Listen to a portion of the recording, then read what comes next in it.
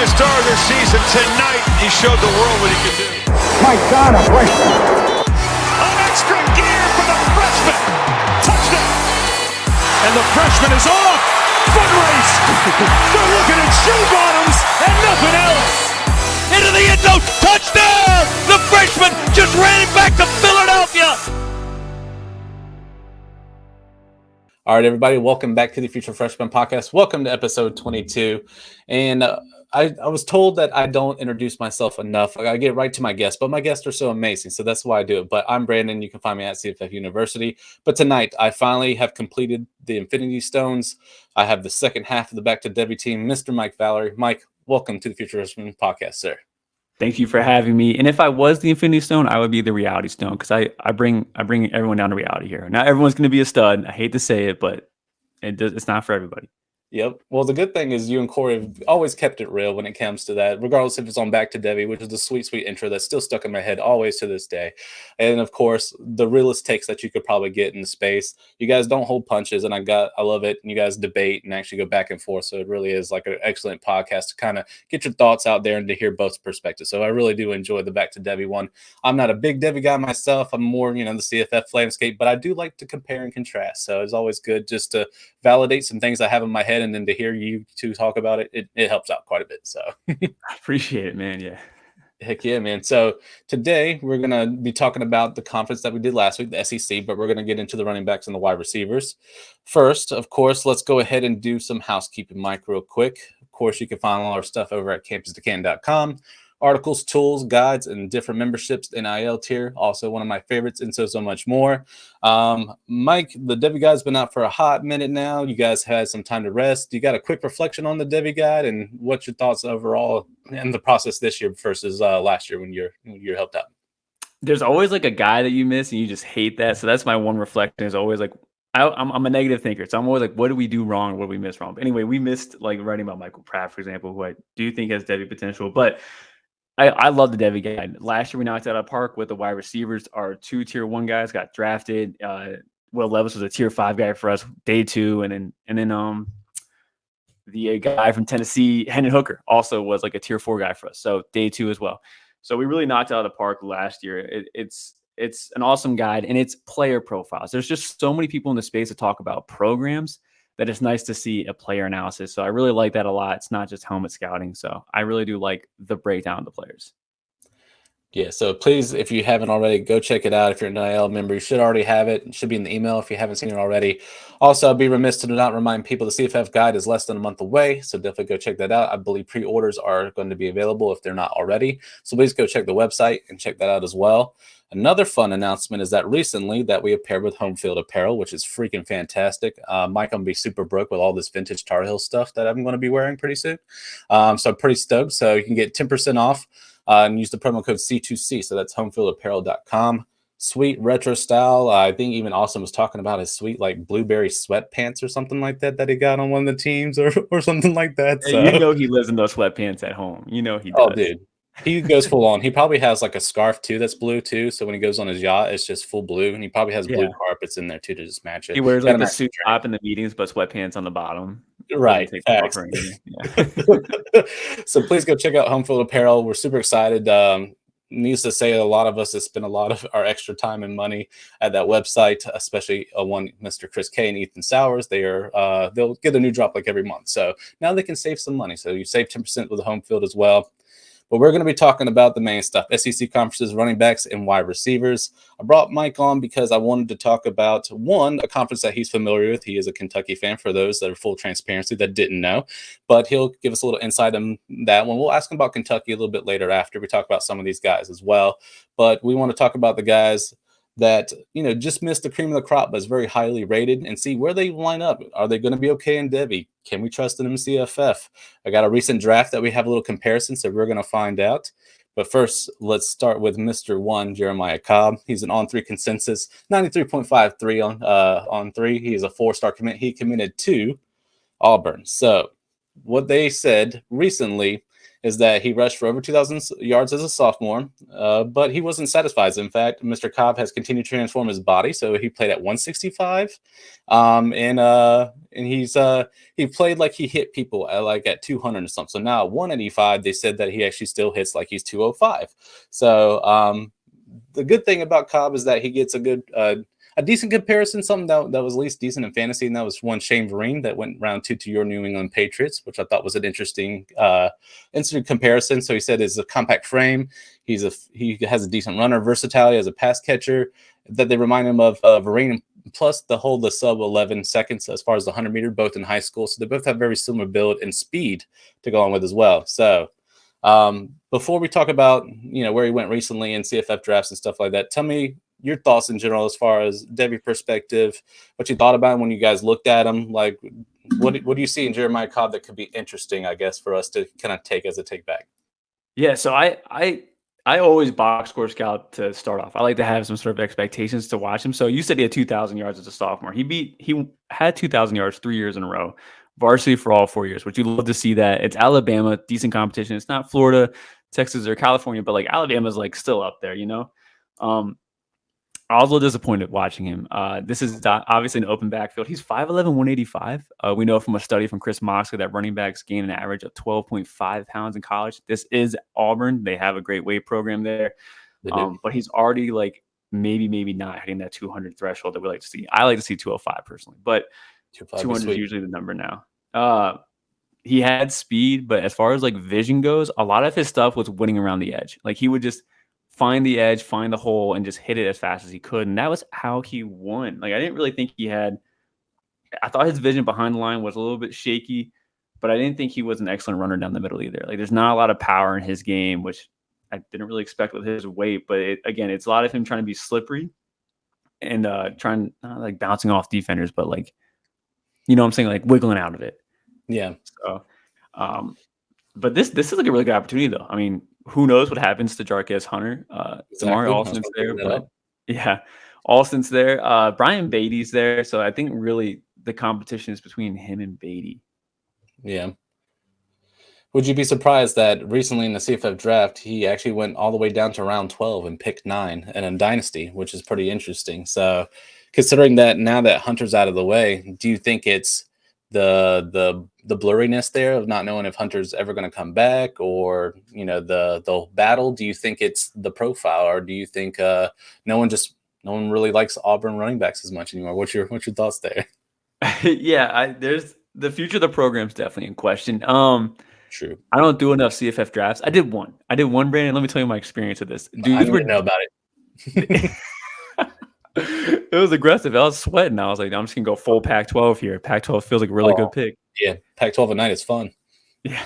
So pick 12 though in a dynasty, I don't really know. Can you tell me guys to go around that spot? Like other guys, like the 2 guys in front, 2 guys behind you? I don't have it up, but okay. So for example, I have one of my big fish small pond is going to be like Darrell Robinson from UNC Charlotte, clearly CFF guy, right? But I could get him at a value because I only brought him up a few weeks ago. So, I mean, people were asking about him. Luckily, I grabbed him a few rounds beforehand. But, like, I'd rather take the chance on a UNC Charlotte running back versus the running back out of Auburn, if that makes any sense. But that's CFF for you, right? Yeah. But, you know what I'm saying? Like, I'm looking for a G5 like opportunity versus almost like, do I have to wait 3 years for Cobb to even remotely get like the start, if that makes sense? So it's like that's kind of people you see, or you're going to see like the wide receivers in range. So then you got to start seeing guys like, the other quarterbacks like Keinholz, and you're going to see like Holstein and, those guys longer, guys that are in good systems, but like they might not play or they might transfer. So you're looking for like guys like that, if that makes sense too. So that's kind of what you're seeing around 12.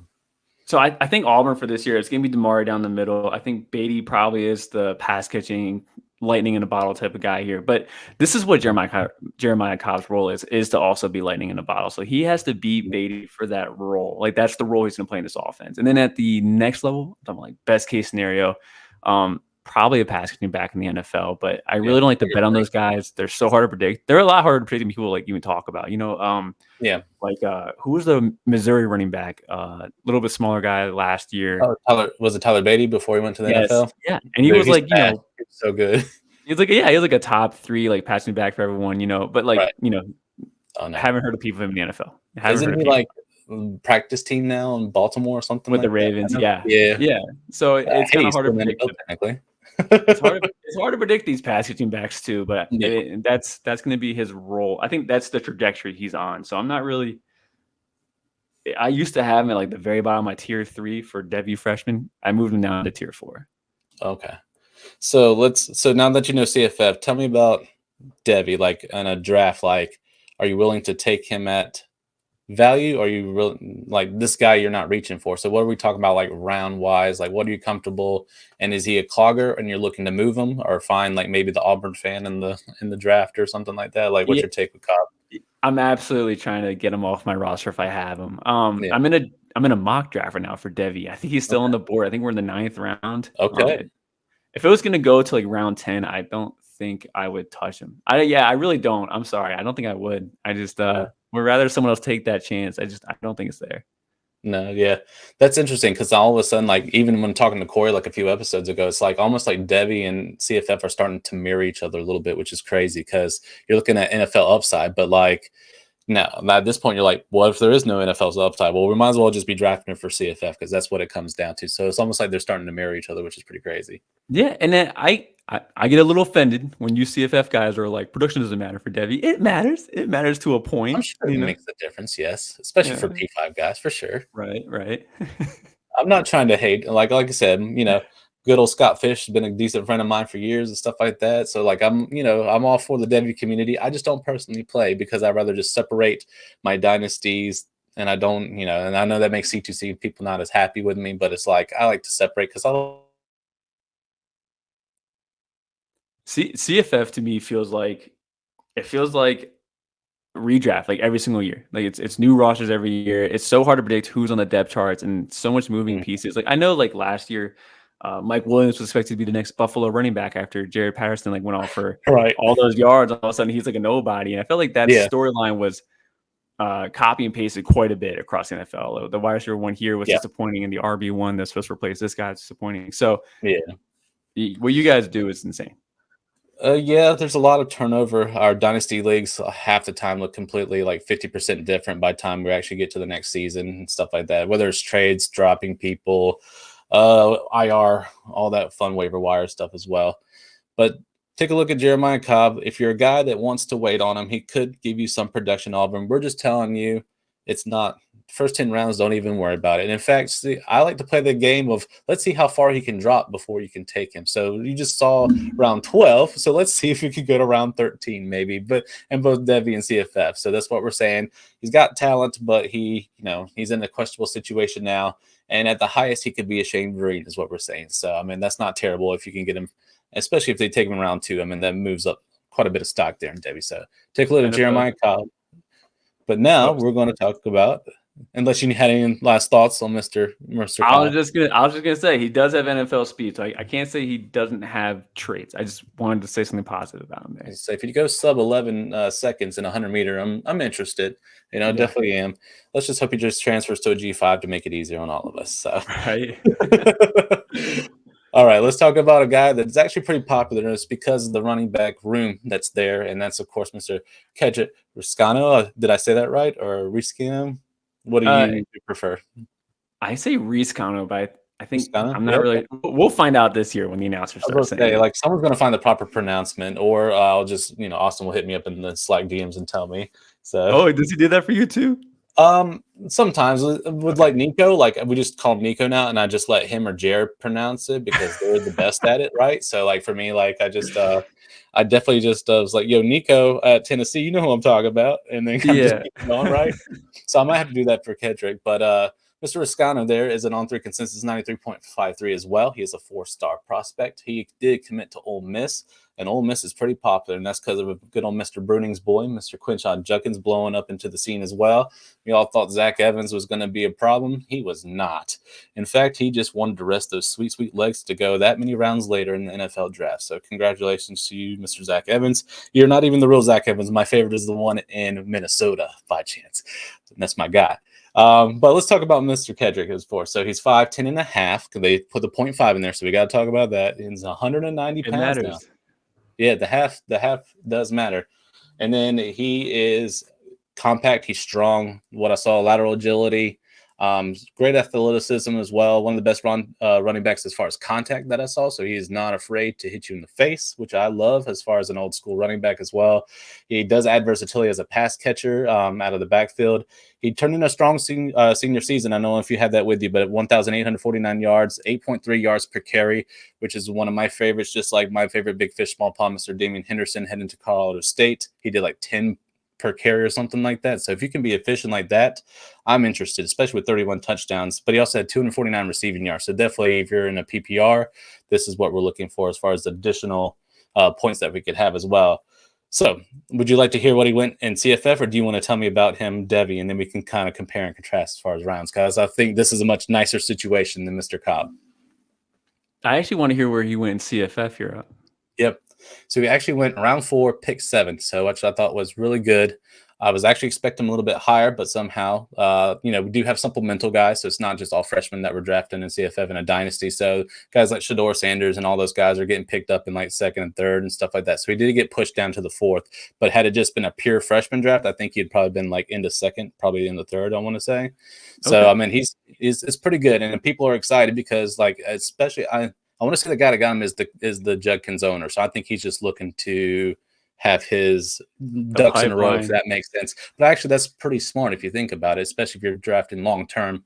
So tell me what you think about him and Devy. Did we hit on a lot of stuff as far as how he hits with contact and catches out of the backfield? What else do you got on Mr.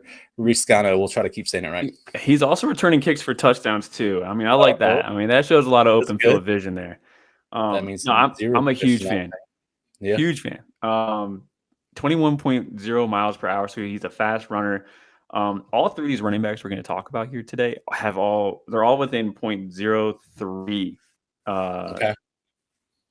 As far as miles per hour? Seconds. No, seconds for the 100-meter dash. Like they're all in the same like category. Okay. Gotcha. Yeah. So speedster. He was also elite in the triple jump. He was 2nd in the state. The whole state of Texas at the triple jump. So he is a confirmed athlete. Yes. Confirmed. And yeah, I do like him as a runner too, because I feel like you see a trend nowadays, at least like the last 5 years. A lot of these kids are upright runners, running around the edge, winning with pure athleticism. And you just talked about old school runners. You don't really see that too much. Like I joked around with Corey behind stage one time talking about how it just feels dumb calling these power backs. Oh, he runs a good pad level. Like you kind of have to. And it used to be like, well, duh, of course they do. They all do at the NFL level. Yeah. But that's just now not so much. Yeah. Yeah, not so much. But Riscano, though, he does run down the middle. He has phenomenal contact balance. I really do like his quick movement too. He has a really good jab step. He's elusive in the open field, but he can also win with speed around the edge. So I think he showcases a lot of versatility, but high-end versatility. He's not just going to be a great collegiate athlete. I think he's actually a true Devy guy. He's a top 8 RB for me, and I love the vision. And you talked about his stiff arms. The small things he does the small things good too. He's not just winning with athleticism. We talk about Singleton, and he's winning with just pure athleticism. I mean, he's just a freak athlete, but he has even the little nuance stuff. He looks good even on the little micro stuff he does. Yeah. So tell me about drafting wise. What is here? We'll give his pro comparison is Kenneth Walker III. So round 2, Seattle is where of course Mr. KW3 went. Now it's looking a little bit sus with all these extra running backs in the Seattle room. Kenneth Walker's still an absolute beast. That reminds him of the build, the burst, and outstanding contact balance. So KW3, I saw a little bit, definitely at Wake Forest, but he didn't really get to show it out until he went to Michigan State. So, but the explosive athleticism, the ability to bounce off tackles at a high rate is what they really saw between Walker and Riscano that they thought was a perfect pairing as far as pro comparison. What do you think about that? Do you think it's a decent match there, or do you think he might be a little bit higher end than KW3? I mean, round 2 is pretty good for a running back these days, I'd say, especially in the NFL. Yeah, you definitely need to be an elite guy to go round 2. It's definitely just a devalued position. I think I didn't mind the comparison at first, but I thought Riscano offered more in the contact balance department, and I thought KW3 was one of the best open field runners I've seen in a long time. I thought that was his thing. He just needs to get to the 2nd level, and then he's deadly. So I think Riscano offers more in the short area and just not as much in the open field. Okay. So you think 2nd level, he's a touch slower than probably Kenneth Walker is what you're thinking? Or you think Yeah. maybe in time as he's in college that could probably improve, right? I think he can improve that. Yeah, I definitely think there's NFL potential. I definitely am projecting him. I mean, obviously we're 3 years out, but I am currently projecting him to be a day 2 guy. And this dude came in at 190. I'm expecting by the time he hits pros 210. Oh, Gotta he's be at 210 on right? Ole Miss's website right now. Oh, well then we don't. Sorry. Well, on 3 you need to get to stepping because you're behind, sirs, ma'ams, whoever that's doing as well. That makes me extra happy. So Yeah. let's talk about this because it's the elephant in the room. Does he take away from Judkins at all this year, or do you think this is a secession thing? Let Judkins run free for a year, maybe another. I think this is his true sophomore year, so technically he would have to have one more year. So, what do you think? Or do you think Riscano is let me just return kicks or kick returns or something like that? What's your thoughts as far as how they're going to be used? Because Zach Evans just didn't want to be used, so that was easier for them to do. But sounds like Riscano's ready to do some work. So.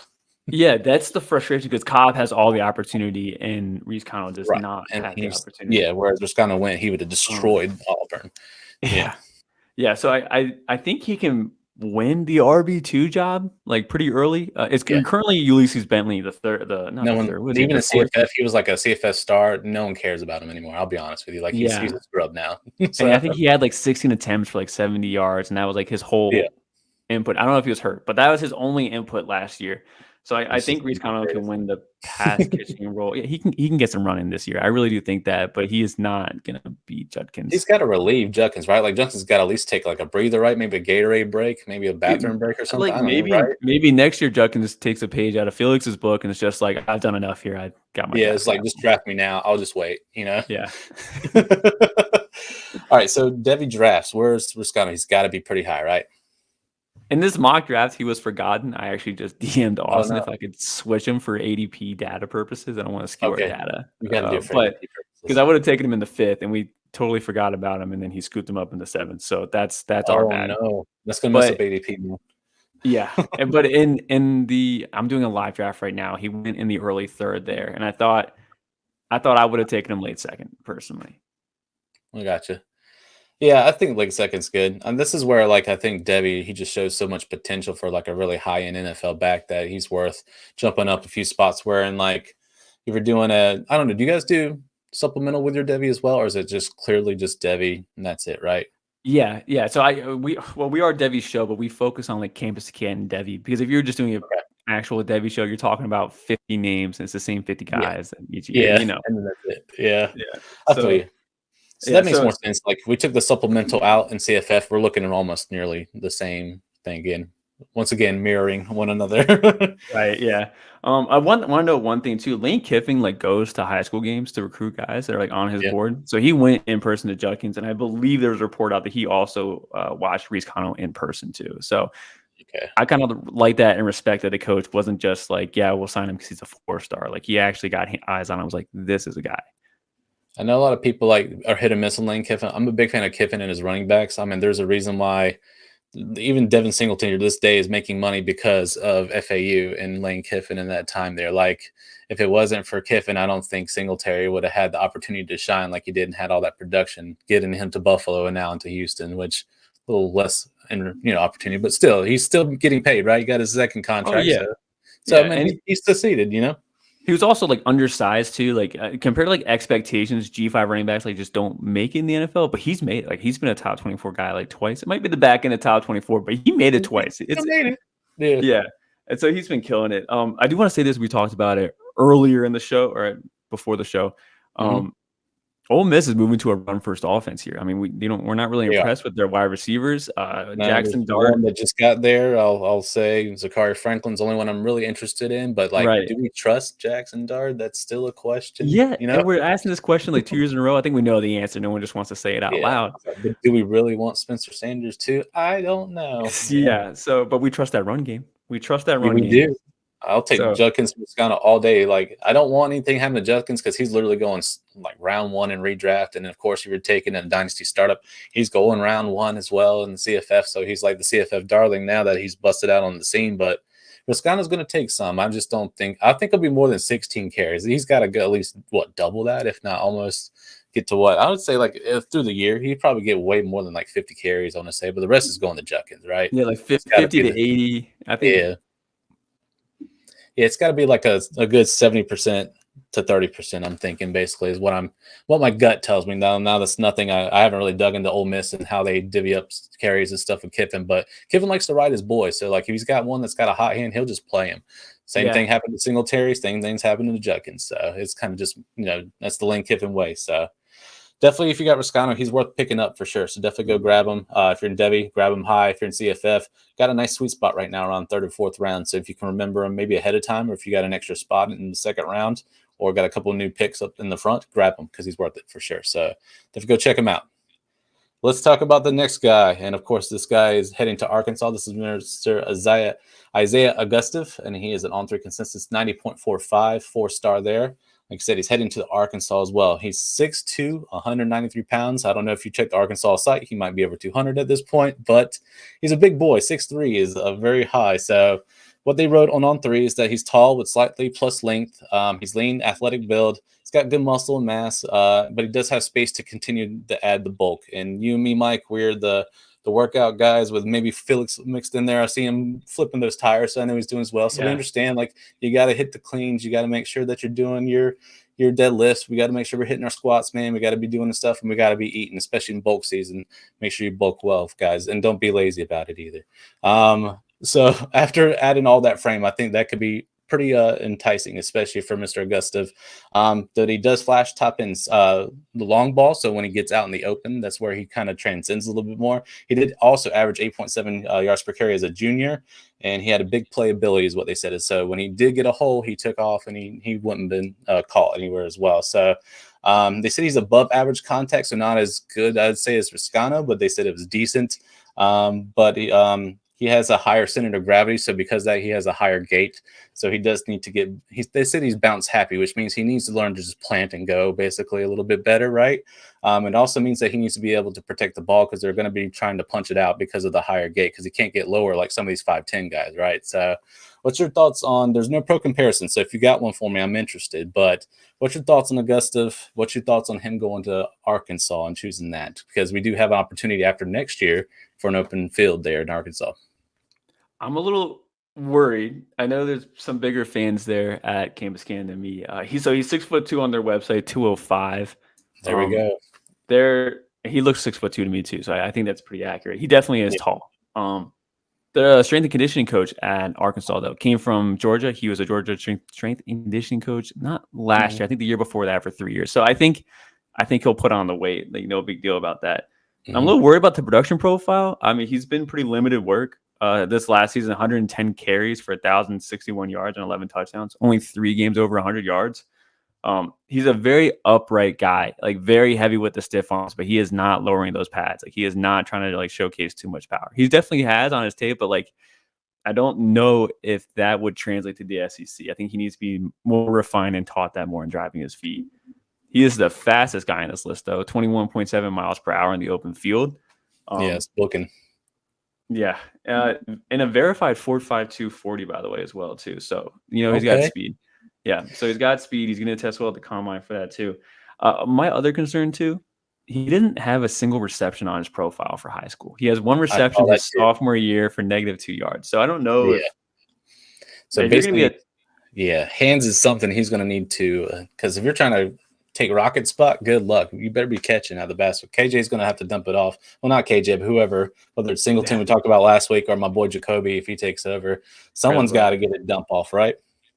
Yeah. So I'm worried about one, if he even can catch. And then as a runner, he's fast. He went around the edge a lot. I thought his vision was fine too. I like power, dude. I mean, for a workhorse running back, I think power is the number one trait you need to have. And I didn't really see a lot of that. So I am worried about that. But NFL traits, absolutely. He definitely has the speed, but and the frame, and I'm confident he'll fill out that frame. But I am worried. That's my whole analysis on Isaiah Augustov. I got you. So in Dynasty, they did go decently, honestly. It was round 6, pick 11, which I thought was pretty good, which means someone has faith that he is the, in fact, Rocket replacement. I'm not the guy to like slide in the DMs like, hey, why'd you don't you take him? What was your thoughts and stuff like that? Maybe I should just get more feedback or something after drafts or something like that. But they are my opponents in the actual real life. So it's just like, I don't want to dig too deep because they're like, what are you trying to get at? What do you want? I'm just like, honestly, I'm here for data. That's it. So, but Augusta went round 6, pick 11. Where do you see him going in Devy most of the time? Where is he falling? Or is he just falling? Is he dipping? Like, is he dipping out? He's clearly forgotten about in this other mock draft we're doing. He's still on the board. We're in the 9th round. But I usually see him go in the 7th, like the 5th to 7th range. And then in my actual C2C draft, I believe he's still available, and we're just starting the 5th. So, but I think he'll go pretty soon. Yeah, I think that's where maybe the Devy and CFF split, because it's like you guys, you're looking at like, is he really going to be able to like next level? And we're like, oh, look at the opportunity in Arkansas next year. So I think that's why he's, almost like coveted in certain aspects in some people versus others. And I think that's where the split is coming from, is like some people see opportunity where others looking at the talent alone. And that's where the debate is happening, basically. Yeah, I think my co-host is getting to me. I think I'm starting to become a Rashad Dubinion fan. Like I'm like, it's probably might be his job next year. It might be, yeah. I think that's the only reason why he didn't go in the same round as like Riscano and stuff like that. Like, because at least maybe someone saw, maybe he's not a guarantee or a bookend to come in. Just because he's a higher 4-star doesn't mean that he automatically gets the shot after Rocket. So, so that's Augusta. Any last thoughts on him before we move on, good sir? Nope, that's all. All right, so let's talk about wide receivers now. And that's the guy that actually was brought up on Campus Life recently, which I thought was pretty cool, because I got this sweet graphic of Mr. Shelton Sampson Jr. hanging out and looking in his LSU garb. On 3 consensus, 94.81. He is a high 4-star as well.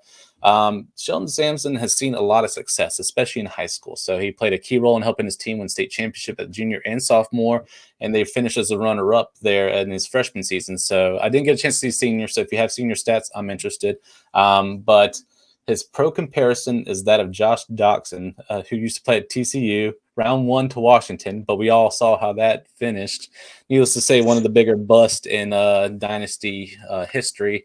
We also talk about one Laquan Treadwell, who I believe was also in that same draft. So needless to say, maybe it was that draft class. I'm not sure, but we all swung and missed, Mike. It was hard times and disappointments for all, but I like Sampson. It's just man, I don't know about opportunity. He's got a lot of studs at LSU to compete with, man. What's your thoughts on Sampson and what you think about the fit at LSU? Yeah, he's by the way, 6'3.5", 190 pounds. I don't know if he's gotten better on LSU site. So 6'3", 187 on LSU site. So he needs to eat more. Same area. But his senior stats, 79 receptions for 1,152 yards and 18 touchdowns. Also, this is just kind of funny, but also on his profile, they wrote that he's teammates with offensive lineman John Emery from high school. They called him a lineman on the website. He was lineman, even though he was clearly that one. So I wonder if he followed Emery there. Let's just hope things don't happen the way of the John. Yeah, let's hope they're not hanging out anymore. All right. But he was a tough eval for me. Shelton Sampson was like, he's 21 miles per hour, and he's one of the more alpha sized guys in this class. I just think he glides through offenses really well. His release package was he takes way too long, like chops his feet and he just gets it going. But I'm like, you need to go faster than that, man. Like, I need you to like get off this line a little faster than that. So I feel like he's got the concept. I just need him to execute it better. And then he has really good deceleration. Like, he's very great in a straight line. And in I think he's also like, I thought this guy was going to be a phenomenal like straight line athlete, but I went back to watch film and I was like, maybe he's a possession guy. And I was thinking maybe that's what like his role is going to be, like a big possession guy. Thought he has really good like body control, has some good acrobatic catches out there on the sidelines.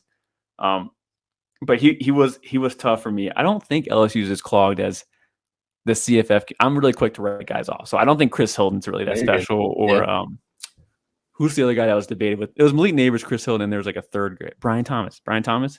Yeah, but even though I'm not big on Thomas, but some guys are like, he's wide receiver 3. Like, there's no way Sampson can ever take him. But I've seen like really good one-handed moves by Sampson. Like, I feel like he was given the opportunity, he could shine. Like, this is like the same university as Odell Beckham Jr. with the one hands. We just had Boutte, who, if he wasn't a knucklehead, he would have been drafted way higher. But hey, he fell to New England, right? So you guys got a secret weapon in the works, right? I'm very excited for that. Okay, I'm so excited as a Patriots fan. First off, Okay, we're I done with need Matt you. Patricia. We're excited Don't hide about it. that. And then Yeah. and then we don't have wide receivers though. But I'm really hoping that this guy works. And there's opportunity there. We'll see. But also speaking of LSU wide receivers, he has a verified 4.39 40. You know how LSU's always hitting those 4.39s every single combine, with the Yep. exception of neighbors, or not neighbors, excuse me, the exception of Butte. So he has that going for him. But no, I do think Sampson has a path to get on the field here early. He wasn't here in the spring, so there's no news about him at all whatsoever. But I'm not scared because Aaron Anderson, who was a year 1-0 for Alabama, couldn't get on the field, comes over to LSU. Brian Kelly comes in. So all these guys that have not really shined yet, those aren't his guys. He has zero loyalty to them. Like Sheldon Sampson, I think is his first real recruit coming in. So I'm on board for Sheldon Sampson. I know nobody in our space has like said he's like a top 5 guy. No one is. I think a lot of us have him as like maybe a late like top 10, maybe an early like top 15. But Okay. like it feels like that feels a good value too. I like him, dude. I really do like him. It was just such a hard eval. He just glides through defenses. I think he can be a possession guy. It was a hard eval for me. They say he's got sticky fingers, like good ball skills, and he's tall, right? So he's going to tower like half of the cornerbacks. Just depends. Like SEC, maybe not so much, but like if he goes up against like G5 or he plays the ACC where defense is limited, basically he could just kind of just grab right over the top, right? So I feel like he's at least a red zone threat, right? If he gives the opportunity. And then that's what, and honestly, that's kind of what Doxson was there at TCU as well.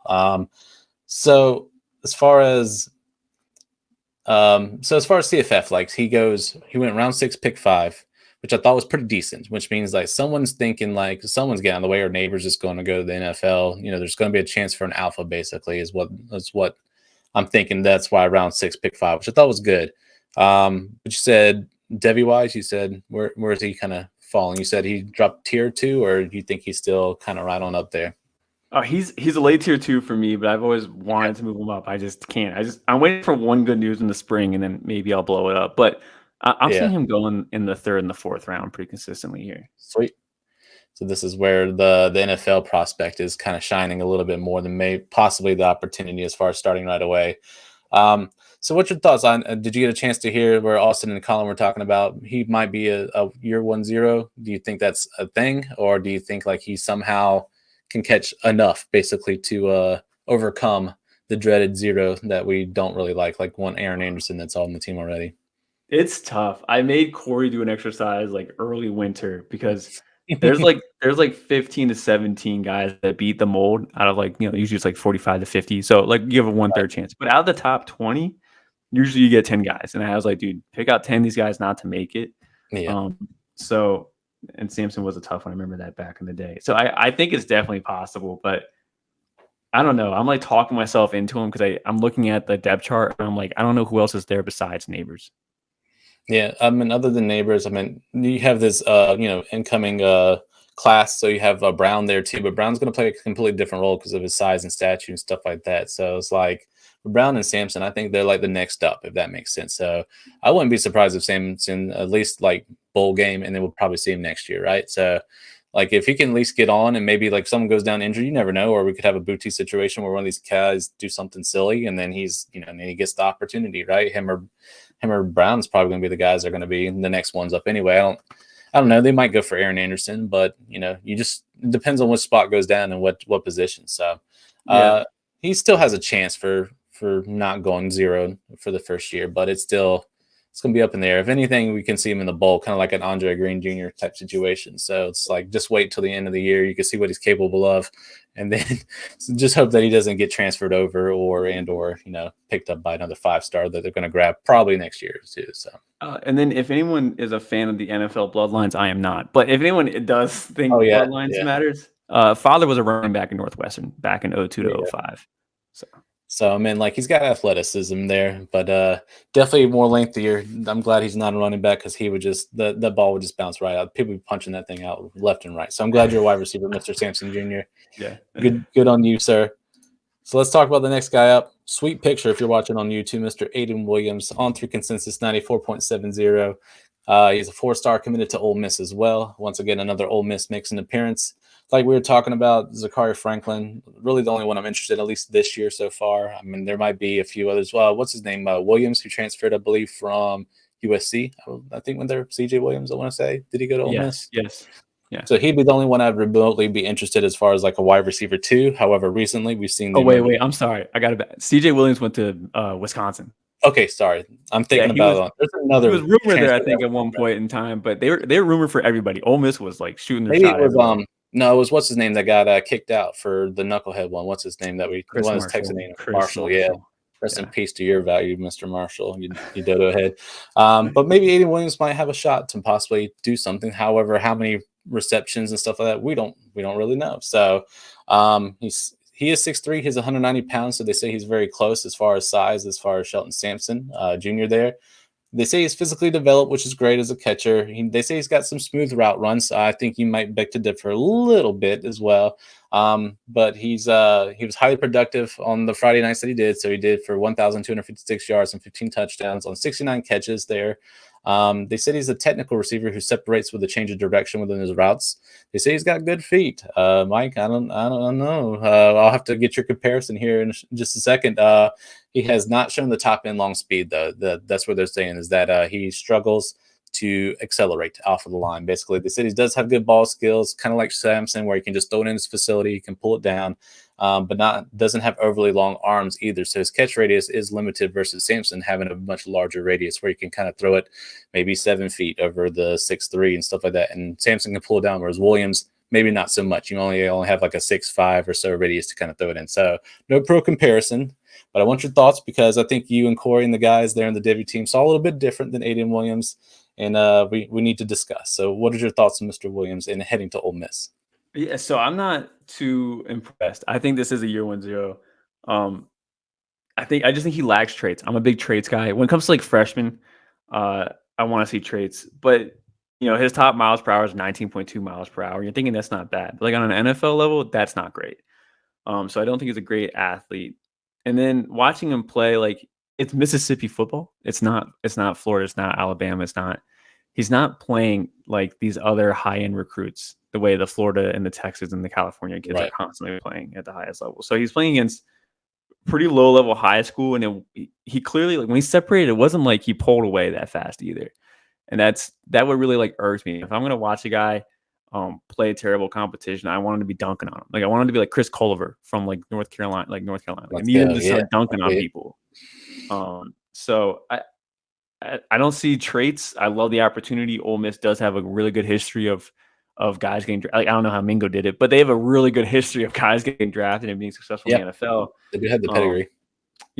But they've been collecting 1 4-star the last 3 years, and each of those 4 stars have just done nothing. And I think Aiden Williams is going to add to that legacy. Yeah, so he's the next one up to clog that sweet roster action. Maybe a guy on the move, maybe a transfer target. Maybe we might see him at a little drop down in school or something like that. Southern I Miss. think Williams in the ACC would be pretty dope. I'm not gonna lie. I mean, that would be good hit Power 5, right? Right. Yeah. So as far as being drafted, he did go. He went round 9, pick 8. So he actually was ahead of who was it? I would think it was Cobb. So I mean, like Aiden Williams got taken in the CFF draft only because Ole Miss, someone's looking for the Jonathan Mingo replacement, right? So they're trying to get him. They went round 9, pick 8. So let's compare that to Devy. Is he even being looked at in Devy, or is he like mirror complexion is what we're talking about? I haven't seen him get picked up yet in like a 10-rounder. So okay. It sounds like I don't consider him much for Devy here. He wasn't like a tier 3 guy for me. So I think like people are plugging him on the back of the like in a 15-round draft for like C2Cs. I think he's getting drafted, but not like he's not like a top 10 round type of guy. Yeah, he's a spray and pray type situation where people look at him and they're like, well, it's a 4-star going to an SEC school. So right. Yeah, that's the same thing. Like all of us will grab like Richard Young, all of them from Alabama, just hoping that they just get their time in the sun to run and basically be the Alabama running back like McClellan, right? So that's kind of like the same thing. Like, all right, he's a wide receiver, he's going to Ole Miss. There's a track record there. Let me see what we situation here. I don't know about the player, and that's like right. So the player's not matching the pedigree, is what we're saying.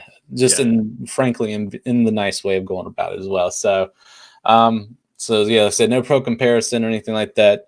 So it sounds like as far as in Devy Aiden, he can just grab him and just hope that he lands in maybe a different spot or goes from there. But in CFF, it looks like you have to take him the first 10 rounds because people are thinking maybe he might be a wide receiver too. Because honestly, other than Zachary Franklin that just showed up to campus, by the way, which he'll need to he'll need the summer, but it won't take Franklin wrong. He is a stud.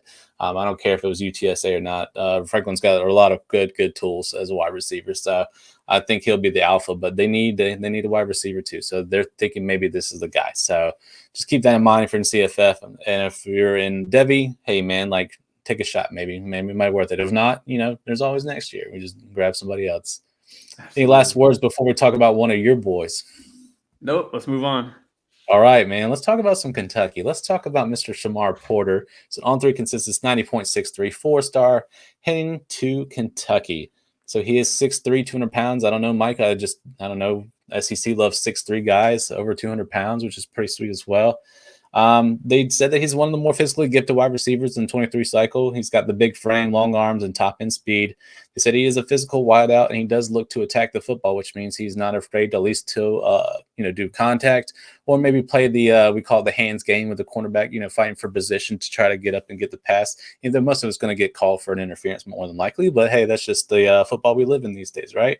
Right. But he does flash good body control and range, which means that he can pull the football to his numbers if he needs to as well.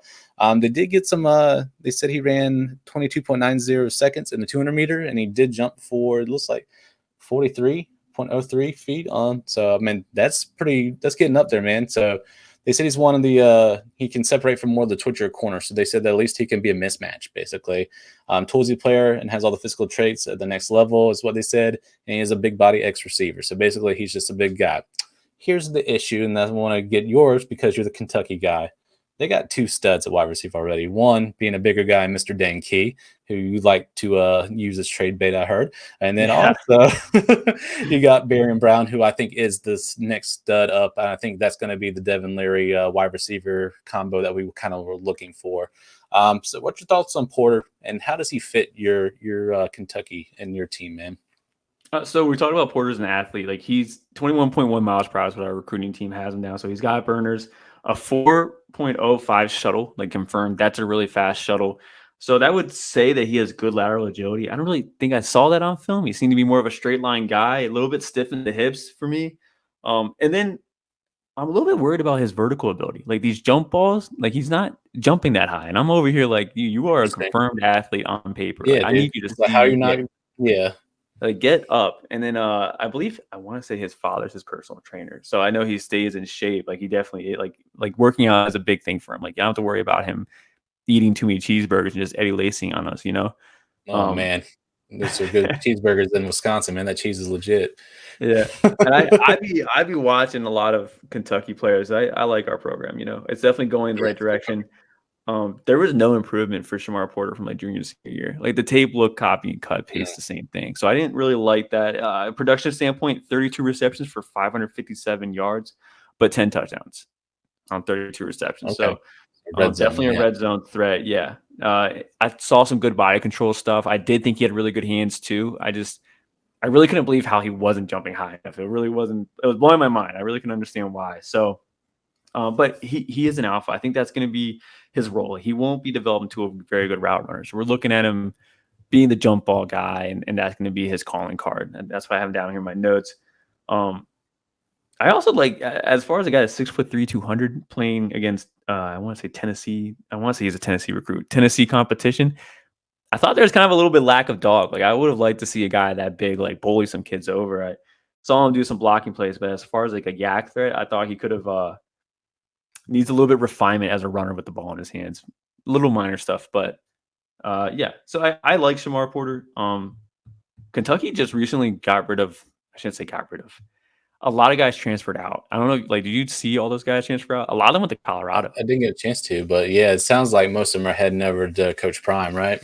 There was a handful, like 3 or 4 of them went to Coach Prime, and then like a handful went to G5. I mean, our depth chart was already kind of lacking talent. It's even lacking more talent. So he definitely has opportunity. You just named off like Dan Key. I think Shamar Porter. Could he play the other side? Like, could we move Barry into the slot and let him just eat? You know what I'm saying? Like, what are your thoughts Tavion on Robinson's there though. You know? You're the True. CFF guy. Tavion Robinson, he has a role, right? Yeah, oh yeah, I mean clearly. I mean Tavion Robinson, I mean he's the just because it's Brown and Key, man, everyone's just like super hyper focused on them, right?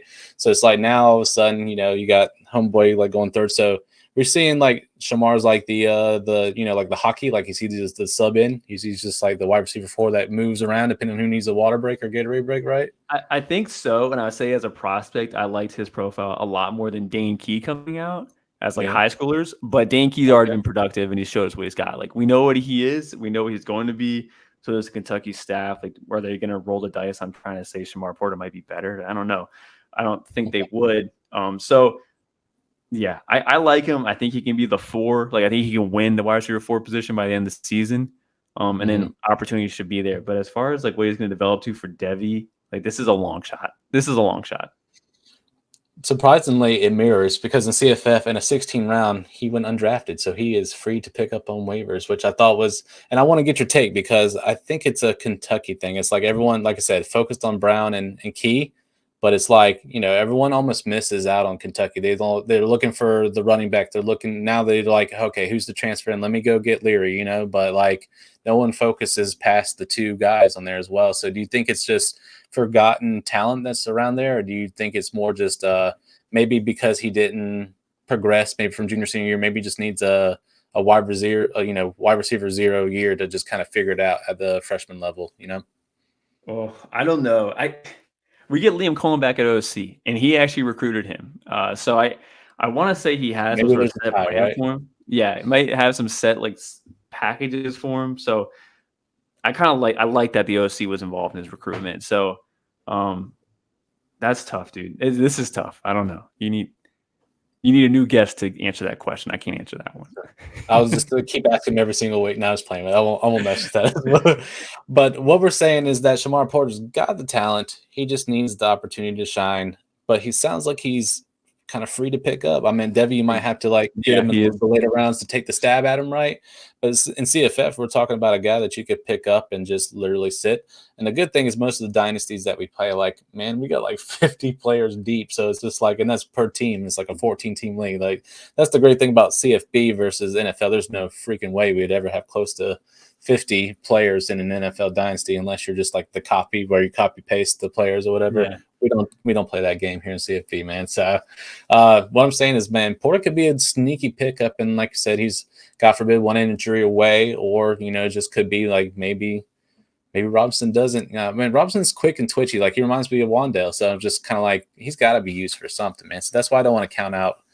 Don't want to count on Tavon just yet, man. Like I feel like he's still wide receiver 3 and can be like maybe some sweep things. I think like maybe like Kentucky might have a few things for us. Maybe like, do you think the coaching staff could do something like that, where they maybe use them like a little Debo action or something like that, or do you think it's inevitable? I was thinking like not jet sweeps, but screens. I could see like 1 to 2 screens for him here and there. Yeah, he's just super raw, but on paper he is a top tier athlete. I know our recruiting team writes their own freak list. That's actually where I remember first seeing his name was on that freak list, and I was like, "Whoa, yeah, going to Kentucky." But yeah, so I could see that. I could see some Jalil Farouk. Yeah, I could see some of that Debo type usage there. There you go. All right, so before we talk about Big Fish, Small Pond, since we're on the top of Kentucky, just want to get your thoughts, as the CFF listeners and the Devy listeners that are combining to listen in. What's your overall thoughts on the offense? What do you think about the defense? How you guys stack up with SEC? We had Andrew Katz, who was a Georgia guy last year, and he was talking about like Kentucky seems to be like level-headed. I mean, as a fan, you can maybe confirm or deny, but like Kentucky doesn't have like crazy expectations like national championship or SEC championship or bust. But it seems like you guys are projecting there, which is like I like to see. I like to see progress. So, what do you think about the offense? Who are we talked about some of the key pieces, but let's maybe hype our boy Ray Davis up a little bit, going there as well. Got him on one of my dynasty rosters, so I'm excited to play him this year. So tell me about Kentucky and your thoughts this year going into the 2023-2024 season, man. Yeah, so they've definitely beefed up that O-line this offseason. They brought in, I want to say 4 transfers. There's 2 early, one from NIU, one from Alabama. They brought in one of the linemen from USC. His name's escaping me, but they also brought in a D2 guy that was looking to make the jump up. So they've invested a lot in that offensive line. So that should get better. Obviously, I think Leary's a better thrower than Will Levis and a much better processor. So I'm excited about that. Yeah. Because they have a lot of athletes. If they can, Liam Cohen, who's came from the Rams, an NFL OC, well, came from us to the Rams, came back, but like it makes you feel good that Sean McVay looked at Kentucky and was like, this guy's got potential. Right. So if Liam Cohen can just scheme our ultra athletes, as in Barian Brown, Shamar Purr's a great athlete too, like just scheme them open, let them just create on their own. Like, I think that's gonna be a really good offense. This might be, as far as passing offenses go, the most fun Kentucky's had in like 20 years, like since Tim Couch probably. This is probably the most I've felt like it's worth grabbing Kentucky. You know what I'm saying? Like not just Brown, not just like Levis like last year. Like I'm interested in Key. I'm interested in Davis. I feel like, we play a little DFS. I could feel like a good Kentucky stack against like a lesser opponent would be a good time to win some money. Like I'm actually excited about playing like a lot more Kentucky players, man. I thought that's really I'm digging it, man. Like you guys are on the up and up. But how far do you feel like? Do you think SEC championship anytime, or is it because Georgia and Alabama? You're just like maybe one of these days there'll be the fall from grace. We're already seeing like the ongoing Georgia's down bad because they can't control their players and all kinds of crazy stuff. Do you feel like there might be a change of the guard, or do you think this is Georgia and Alabama still, with maybe some sprinkled Tennessee or something like that sprinkled in? It's Georgia, Alabama. I don't know if you can ever recruit like that. Like we're a transfer portal destination school, like not destination. Sorry, and that's the issue too. Because I don't know if you've ever been to Kentucky, but Lexington's beautiful. I mean, the horse races, it's a small city, but you want to go out to the country, it's a 10-minute drive. And you can hike the mountains. I actually love Lexington, Kentucky, but everyone here is Kentucky, and they're like, "Oh, you're talking about rednecks and stuff," and it's like it's not. Central Kentucky is not that. It's a really nice also place. known for basketball, just like the Tar Heels are known for basketball. So it's like we always have that stigma of like, "What's your real favorite sport?" But honestly, the football team's pretty good, and they're like, "Yeah, okay." I mean, national championships they won. It's like, don't worry about that. But hey, check out that 3 basketball championships that both teams have. It's crazy. We actually have a lot more cheerleading championships. They're like 26 or 27 of those. Wow, I did not know. That's a good one. Yeah, we're a cheerleading school. No one knows that, but dude, man, they should be on that documentary on Netflix or whatever it's called instead of doing the JUCO. It should be just all Kentucky. That'd be dope. But man, I'm saying for Kentucky, man. I think we are on the up. I think we're like a 7-8 win team. I don't think we're going to the SEC championship, but I think we're going to a bowl game. We always go to a bowl game, but I feel like we're gonna be a lot better than last year. I'm just stoked, man. I'm happy for you, man. I know it's like it's better years nowadays versus the maybe the past decade wasn't as nice to you, basically. I can't wait, and then I'll be like depressed once Devin Leary goes, and I gotta stress out now about the next transfer portal cycle. I will say, just wait until everyone hits the portal, and then just play play craps or the shoot, just roll the dice and just see which one you're gonna pick up because that's basically what's happening. So hopefully we can get some Ohio State hand-me-downs like those guys. That'd be good. I mean, I would love Kine Holt to Kentucky. That would make me happy because Kine Holt can ball. I'll take Devin Brown too. Heck yeah. All right, man. You ready to talk about some big fish, small pond? Let's get away from the SEC. Let's talk about a little AAC. And I think we might have found the Caden pre-scoring replacement. So let's talk about one Mr. Christian Ross. He's an on-3 consensus, 84.97. He is a 3-star. He did commit to Memphis, and this is where I give a little bit of the actual, little tease there as well. So measurement 6'4", 225 pounds. That's on 3. Who's to know that if he goes to Memphis, he's probably already at 235 and probably climbing as well. He's from Midland City, Alabama, so he's an Alabama kid. He played Dale County High School. He played 3 positions, Mike. He played wide receiver, he played tight end, and he played defensive end, so he was nice and physical as well. Accolades, of course, he's a 3-sport athlete. He played football, basketball, and baseball, which I like to see because in baseball, I think me and Katz were talking about last year, just the hand-eye coordination and being able to kind of figure it out on the fly is really good. Well, in his junior season, he had 30 receptions for 478 yards, 3 touchdowns, but also had 53 tackles on defense. So he was an absolute stud. And then I wanted to show you the offers. So this is where he actually had some decent ones and then some that would have been probably a lot even more fun because it's like, the ones that we like. My favorite one would have been Western Kentucky because they're in desperate need after rest in peace Joshua Simon heading over to South Carolina and competing with one Mr. Trey Knox.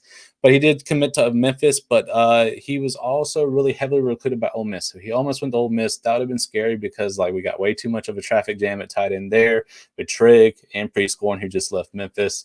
He did go to Troy. He did Mississippi State. Of course, he taught Ole Miss.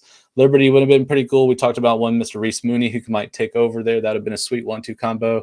Arkansas State, I think, is also in need of a new tight end as well. Vandy would have been a sweet, like lower tier SEC school. That would have been pretty cool to get in with. Coastal, when Chadwell leaving, not as much of a fan, but it used to be like Isaiah Likely and the likes right there. And Coastal thought it was a good spot. Army, Western Kentucky would have been pretty sweet, not going to lie, especially in that system. Tulane and Middle Tennessee State. So, Mike, seeing that he's a three-sport athlete, 6'4", bigger boy, but he is a 3-star, so he had there as well. But I see a lot of comparisons to just a super athlete that just got overlooked, and he came in a little bit later. So, like, he was playing all 3 sports. So maybe people were freaked out that maybe he might not pick just one sport or something like that. But Memphis, I think, is a sweet lane spot because of the opportunity. So what do you think so far? Just the rundown real quick about Ross and a fit at Memphis. What are your thoughts there? If Army's offering, he must be a decent blocker, right? So right, you have to block to go to Army. Yeah, I don't hate it. I hate tight ends as a position because they're just so unpredictable. But no, I don't hate it though. Memphis always has, as far as like G5 offenses go, they seem to be pretty robust and pretty reliable every single year. They're going to produce something somewhere. So I definitely don't hate it for sure. I don't like freshman tight ends though. Like that's pretty rare for them to pop off, right? Like 300 yards is like kind of like a good year. That's why I only pick one a year when I do my and this is my guy. So you get the blessing of seeing my first tight end for the pick for the year. And probably my only one because I'm usually a lot better about hitting on the running backs and especially like the wide receivers. But I did hit on RJ Maryland last year. He was my guy that I picked.